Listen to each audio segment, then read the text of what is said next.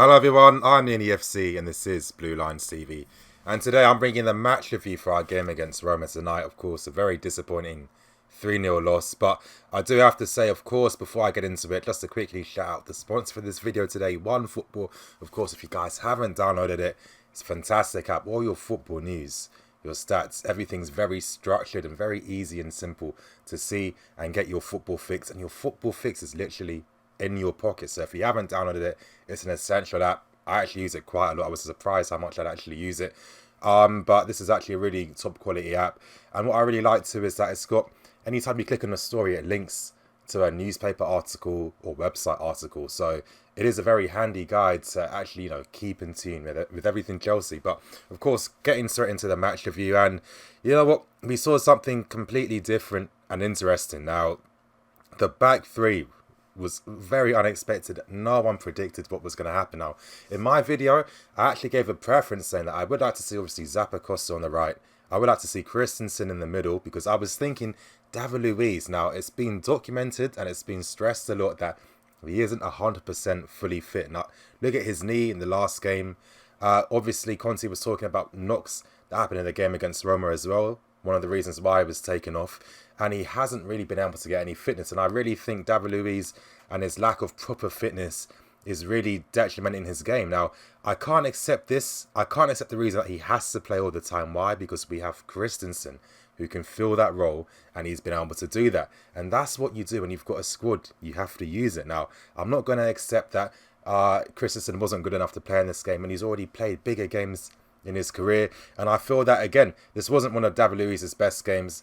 I explain why, because again, he's not fully fit, and it's just this persistence with Conte of continuing to use players because he favours them, he feels more confident, and he'll just forget all of the logical reasons surrounding the player. I'm sorry, Luiz shouldn't have played, in my opinion. And of course, he changed the back three. Now, I did say that Rudiger would play on the left-hand side. I thought that when Conte used him in the previous game, it was to really test and see how he'd do. And obviously, Rudiger did decent in that game. And my opinion, long-term, it makes more sense for him to play on the left-hand side. Now, I know some of the commentators were saying, well, it's confusing playing on the left, playing on the right. I mean, he played on the left-hand side already when he was playing for Bournemouth. And to be honest, he's probably played more on the left-hand side than he has on the right-hand side this season. So it was a cop-out. Gary Cahill played in the team today, which was very surprising. And again, with Cahill, it wasn't even that he did anything wrong, because honestly, he wasn't at fault for anything defensively. But again, I'm always talking about football, it being a team game, how players complement each other's strengths and weaknesses. And of course, when you have Cahill in the team, that means you're taking away from the team. And what was taken away?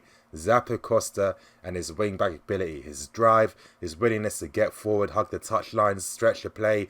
And I'm sorry, the guy was spent for how much money? I thought he was signed because when Moses isn't fit, he'll be playing. Now, I don't understand why Conte will still persist with Azpilicueta in these big games. I'm sorry. It's a wing-back system we need. With wing-backs, you want guys who are comfortable attacking, getting forward, doing it by themselves and supporting the play. Azpilicueta is a fullback. He's a defensive-minded guy. He's not someone that's going to support the play or bring the ball forward. And of course, when you do that, you're ruining and reducing your amount of players in the opposition half. Now, there was so many times that Aspi wasn't getting forward, bombing forward. There was a clear example on TV. Pedro's on the ball. He's directing it to Aspi saying move. It wasn't even in Aspi's mind to make that move them. Why? Because it's not in his nature to become that type of player. Now, for Conte to play in this game, what reason was it for? Now, here's the thing. He only played him because he thought maybe defensively he's going to be better. That's the only thing. And I'm sorry, I keep stressing about the football we're playing because I sometimes feel we kind of beat ourselves, and which that makes it easier for the opposition. That's just my honest opinion on Chelsea. And I'm just thinking, Aspi isn't going to provide what you need from your wing-backs. Now, what's he going to provide offensively? Nothing. It was proven today. Honestly, start of the game, fantastic goal by El Shaarawy. It was unlucky in a way because, again, it's one of those things that was a world-class goal. Now, El Shaarawy could have taken that shot 10 more times, maybe on the form, maybe 5 more times. So, again, there's a chance that ball's not going in the net. So, it was quite unlucky because it was just a fantastic bit of play. So, I'm not going to be too harsh on the defence in that situation, because it was fantastic play by Al-Shari to take the initiative and do something no one in the stadium was expecting. But after that, we were getting some type of control in the game. We were forcing Roma back, and that's the type of Chelsea I want to see. I want to see a Chelsea that's controlling the match situation. I want to see a Chelsea forcing opposition in their own half, and we play patient build-up. You know why we have to play patient build-up? Because we don't have a CONTE. And I made this point in a lot of other videos. CONTE is a cheat code in this team, because, again, what player has the stamina he has, the ball-winning ability, quickness of using the ball? CONTE every single time, one touch control, one touch pass. You know how much that helps a team? And he can run for days. He can play for more than 2 hours. He can, you know what I mean? He helps elevate some of the weaknesses in the system. Now I'm thinking, you're using Fabregas in a box-to-box role. Fabregas isn't a box-to-box player. So if you're going to use Fabregas in a different tactical system, what are you really going to expect? And now, the thing with Fabregas is the guy's tired. As you can see, for that final goal, even though I felt that other players should have pushed out and not allowed Perotti to obviously shoot from there, because, again, he won the ball from Fabregas 5 seconds before. This leads into a criticism I have of Bakayoko. He's never in those key positions you want to win the ball. Why? Because he doesn't read the danger, doesn't see the play. I'll get on to him later on, but if you're using someone like a Fabregas out of position in a different role, what are you expecting with the type of performances he can put in? And that's what we've been seeing. And now, on top of that, the guy's tired. As I was saying, that third goal, look how he was, look how weak his effort was to get back. It wasn't that he didn't run back. He's tired. He's out the game. He's gone. Now, there's two things I'm thinking with CONTE. If you know you don't have your cheat code in midfield in CONTE, you can't expect other players to fulfill the same tactical roles that you want. Now, as a manager, I feel personally this is where you have to adapt the team a bit to meet the player's strengths. For example, Mitchell, you've got to play someone up front with him, like keep Hazard close or wherever. Why? You can't hold off two players. You can't link up the play. You want Mitchell to get on the end of things, but CONTE doesn't make it his life easy in that regards. Fabregas as well. If you're going to use him effectively, you know the reason why he was so fantastic last season coming on as a sub? It wasn't because people think that's all he's good for. It was because during those parts of the game he was coming on, we were closing opposition teams down in their own half. We were dominating the play, dominating the possession. Bringing on Fabregas made sense of all of our attacking play, because he was the guy playing the final passes and the final balls, and he was getting it right every single time. But now you're using him in a box-to-box role midfield. He's not going to do anything, because, again, there's one thing with Chelsea, and I made this point earlier, how we tend to beat ourselves and we make it easier for opposition teams to beat us. Why? Now, people talk about us being weak defensively. I'm not going to say, of course, there's been individual defensive mistakes, but the main thing is our stuff off the ball isn't as good enough. Now, I'm thinking we are still winning tackles. When I'm looking at match statistics, the amount of possession that's won back, we are still doing, quite similar things. But why is it that opposition players are getting more opportunities? As Courtois said in his interview afterwards, last season I was maybe only making 1 or 2 saves a game, maybe in the big games 3 or 4, and then he was being a bit indirect, but he was basically saying that, it's harder now, I've got more shots than goal, we have to find some different solutions. Now, why are we conceding more opportunities? If you see the opportunities we're conceding the most, it's counter-attack ones. And how do you concede a counter-attacking opportunity? When you lose the ball and give away possession. And how do we keep losing the ball and giving away possession? Because we try and play direct ball to strikers who, other than Hazard, aren't the best at holding it under play and holding it against 2 opposition players. And we constantly keep losing the ball from super direct passes, or we're giving the ball away from cheap crosses. I'm sorry, we're not a team that can just spam crosses in and we can use our physicality to do anything. We don't even have, other than Morata, who do we have that's really good in the air that's going to get in the books? No one. So if you're playing this type of way, obviously it doesn't suit a lot of the players we have now. It's no surprise we constantly keep losing possession.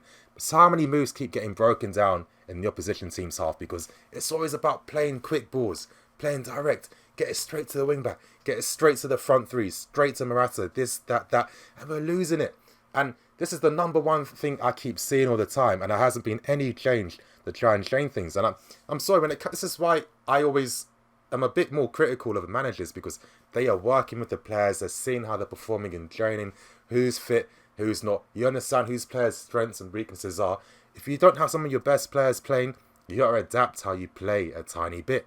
And it's not helping because, again, what really sums up a bad Chelsea performance is that we can't even get the ball to Eden Hazard. Now, if you can't get the ball to Eden Hazard, if you can't give him consistent service, then you know your system for the day, it was completely butchered and it's completely wrong. Now, of course, it was, I'm not going to lie, when I did see that back three, my main issue was that I wasn't happy Zappacosta wasn't playing because I knew Aspie would do nothing. And I was just thinking, what is Conte's insistence and on using Cahill all the time? I mean, again, I did make the point that he wasn't bad, but the point I do make is, what does he really offer in the team? What is it about Cahill that's so strong that he offers something? Now, I'm not trying to put any blame on him. As I've said for the third time now, he did nothing wrong in the game. But I'm saying, again, football's a team game. You know, if you've got certain players, that means you're taking away something from the team. And we took away Zappacosta, who would have been much more pivotal in the final third, playing as a wing-back, potentially forcing Roma back, and potentially, obviously giving us better service in the final thirds.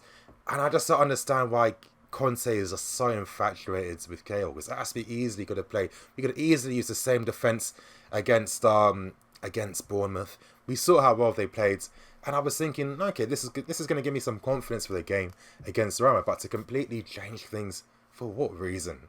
Why even use a different backline against Bournemouth and a completely different one? At least if you're going to experiment with that, give it some type of, continuity. Let them understand how to play with each other. Let them adjust a bit more. So we're just, doing random things like that. And, you know what? We made it so easy. We made it so easy for Roma in this game. I thought we'll do good. Of course, Rudiger, again, I was critical because when I watched it on TV, I didn't see any players telling Rudiger to leave it. But again, Courtois did state in his interview afterwards that there was a miscommunication. Why? Because the stadium was very loud. Roma fans very passionate.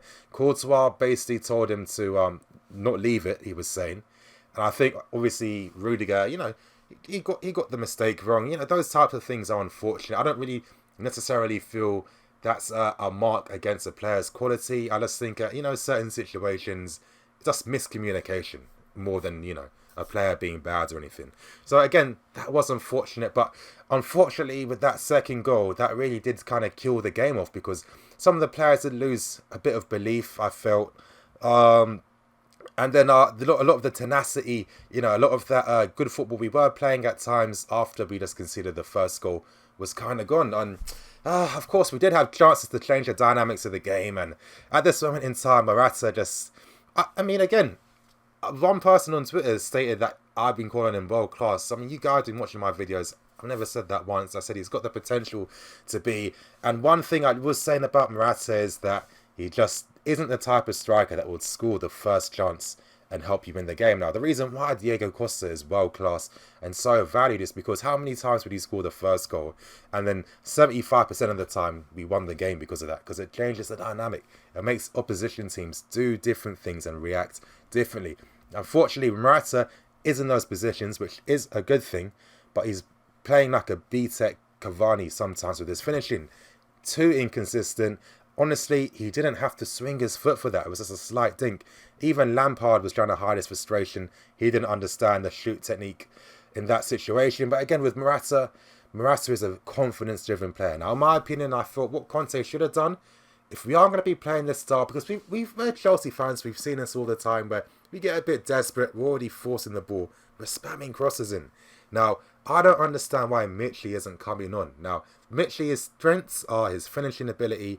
He's a fox in the box, left foot, right foot, and we make space for him, he's going to cause you problems. If the plan is to play that way, have better support. How many times were crosses being spammed in and no one was in the box or getting on the end of it?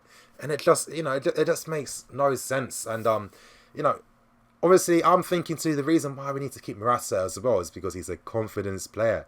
Now, again, Morata not scoring goals is going to slowly ebb away. He's going to make even more mistakes. A game like this, let him stay on, let him fight through it. He's going to take it as like a punishment. Oh, I've messed up. The manager's going to rely on Mitchell to try and do something. I don't know. I think in that situation, again, everyone can interpret it differently. I'm not saying I'm 100% right here, but in my opinion, I would have just left him on, brought on Mitchell, and then Zappacosta as well.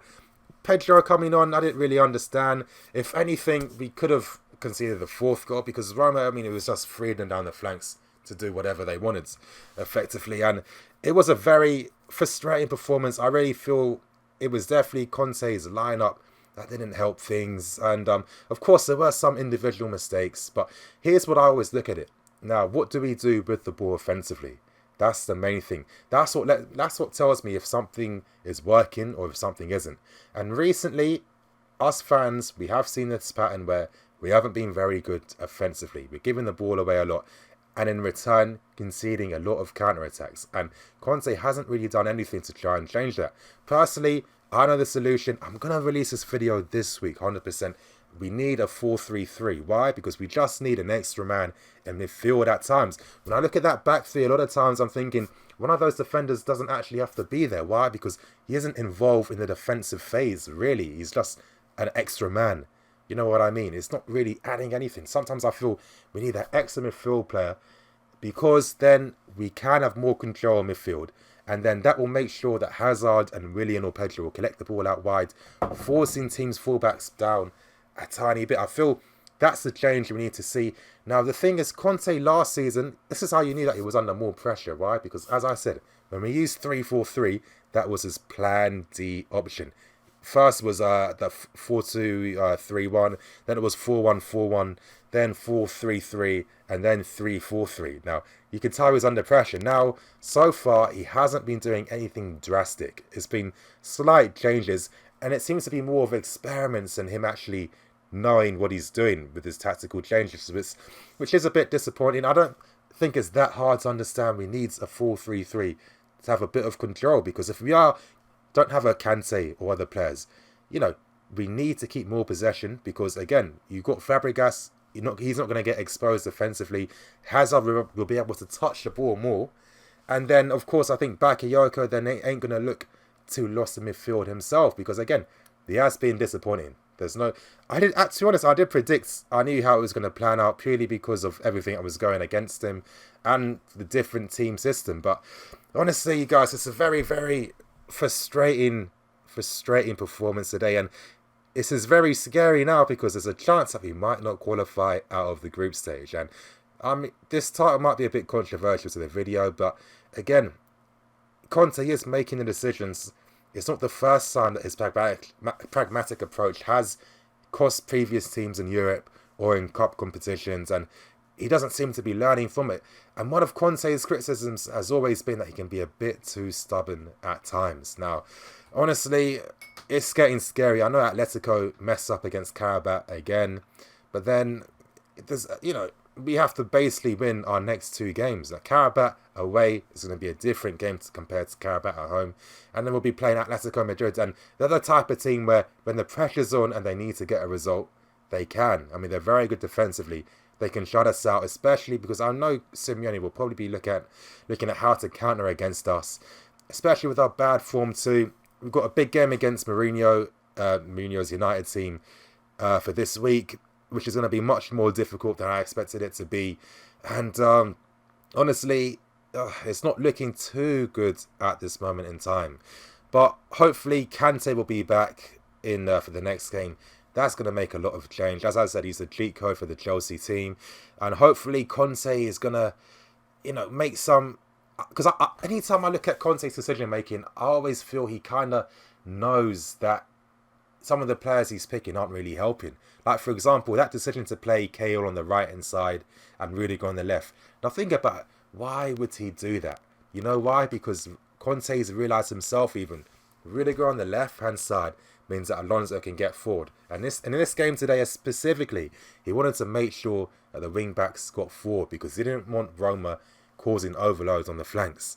And it was working at times because Kolarov, even though he was really good today again, he wasn't getting forward as much as he was in that home game earlier. But again, you could see Conte's reasoning behind it. But then he still kept Cahill because maybe it's the captaincy thing, or I honestly don't know. Because again, Aspie could have easily played there. We'd had Zappacosta and we've got that natural back five that we used against Bournemouth. But again, another issue too we do have is that there's a lot of fatigue now. Now, of course, there are reports that players were complaining about, obviously, the high, the physical training and obviously playing so many games, it's definitely taking its toll. So I definitely think that's a reason for some of the decline in the performances. As I said, Fabregas, Alonso especially, he's looking very tired now. It's not as effective anymore. Bakayoko hasn't ever been 100% fully fit. Don't expect that until Jan. And of course, when you are tired, that affects your mental decision making as well. We have to understand and respect that. But at the same time, Conte, if you've got to use a Kennedy in this game, you can do that. We've seen a lot of teams who play against us make very brave decision making by using the youngsters or squad players when they need to. Sometimes you have to do that, because why would you think a half-fit Alonso will still be better than a fully fit Kennedy? It's not going to help you. I think these are the type of things that Conte has to be brave and he has to do, because it just affects the team otherwise. But you know what? This has been a kind of a long, kind of run-y video. I am very deeply, bitterly disappointed in this game today. It's looking scary for our thoughts in Europe. I mean, there's a possibility, guys, we might not qualify. So let's hope that doesn't happen. But anyway, thank you for watching today's match review. Obviously, please like, comment, subscribe, and you know what? This is my final sponsorship month with OneFootball. If you guys could do me a massive favor, if you enjoy the video, enjoy the content that I produce, everyone, just go to the link in the description below. Download it. That's the final time. It's going to help a lot. Anyway, thank you for watching today's match review. I'm the EFC. This is Blue Lion TV, and you guys, I need to just, I'm going to bed. I'm depressed.